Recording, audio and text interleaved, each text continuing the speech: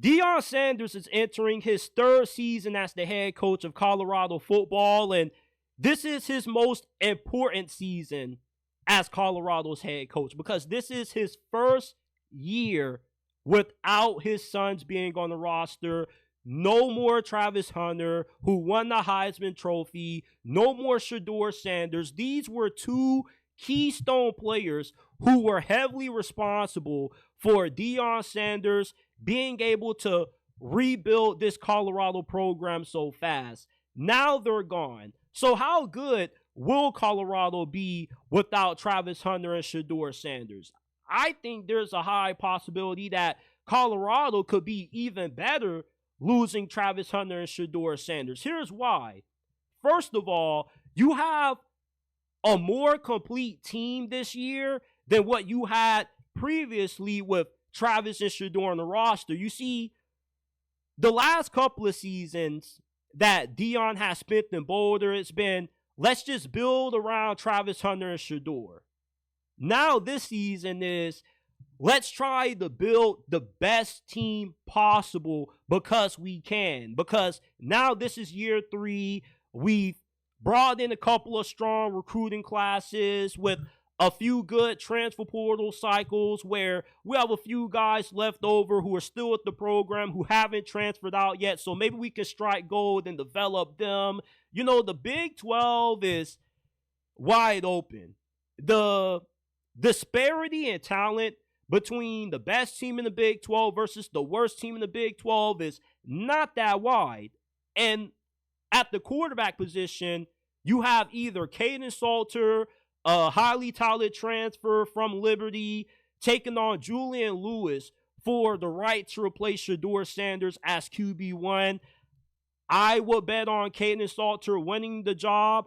I would have a hard time envisioning Deion Sanders and trusting a 17-year-old true freshman with the keys to his offense. Caden Salter is a really good quarterback. You know, his accuracy can be a little bit shoddy at times, but in the right system, I think he could definitely be one of the biggest transfer portal pickups of this cycle, and he's going to have a good offensive line. He's going to have something that Shedeur never had, and that's being able to throw from more clean pockets because you already got Cash Cleveland and Jordan Seaton who were outstanding as true freshmen last year.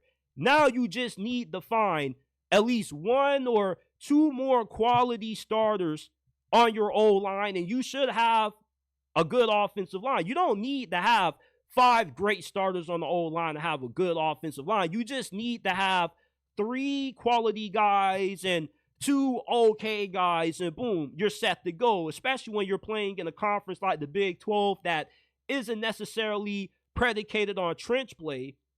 And when it comes to receiver and defensive back, Deion Sanders has a good eye for evaluating and assessing skill positions. You know, defensive back, he did a pretty good job of addressing that area in the portal last year.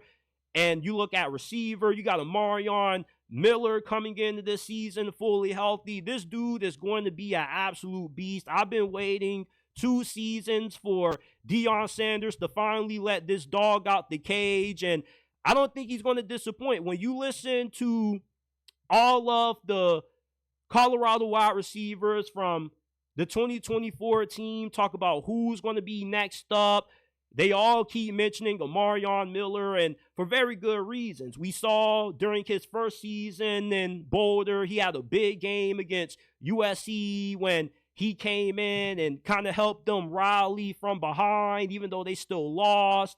And then last year, he had a lot of big plays that he made, but unfortunately, he got his season ended early. So Marion Miller is a wide receiver that I think is going to be one of the best, not just in the Big 12, but in college football overall. And he also got a bunch of other good receivers around him as well. This receiving core isn't as deep as what it's been the first 2 years under Coach Prime, but with the offensive line improving, that should open up the ground game. And you should have a more well-rounded offense because you couple in Kaden Salter's rushing ability, how dynamic he is with his legs in that ground game. Like the the the ground game has no choice but to improve. I cannot see Colorado being as bad running the football in 2025 with Kaden Salter now and an improved offensive line anymore. I really just can't. I can't fathom it.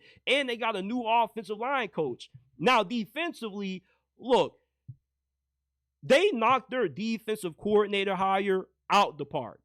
And hiring him was a big blow to Cincinnati because their secondary completely fell off the cliff with him gone. So you got Warren Sapp coaching up the defensive line as well. That was a really big hire last year because that defensive line definitely improved. And you bring in the number one rated interior defensive lineman from this past portal cycle from Alabama.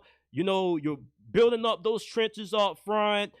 I think that Deion Sanders in year 3 has a great shot of being able to get Colorado playing in a Big 12 title game with the shot of making it to the 12-team college football playoffs, because the difference between what Colorado is going to be this year versus what they were last year is that they're no longer dependent on 2 and 12 to make plays and to save the day. Now they have an overall good enough team where they don't need to have all-world talent that can play both sides of the football anymore necessarily to win.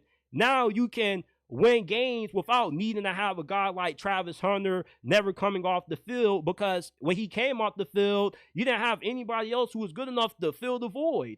Now with you having a pass rush that's going to continue to build off the success they had last season, you got a formidable secondary, and the offense should be better running the ball.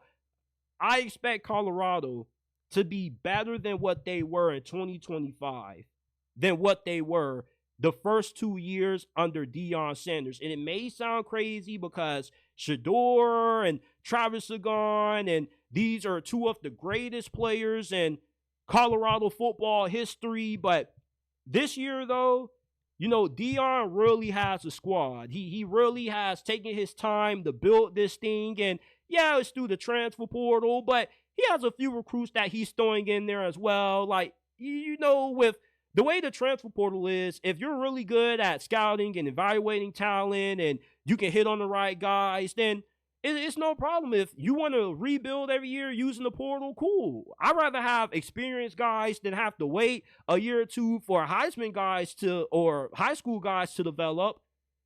So with Deion Sanders this year, I'm really excited about Colorado football without Travis Hunter and Shedeur Sanders. It is going to be weird not seeing them suit up for the Buffs anymore, but I'm really optimistic about what's in store for Coach Prime year 3 down in Boulder.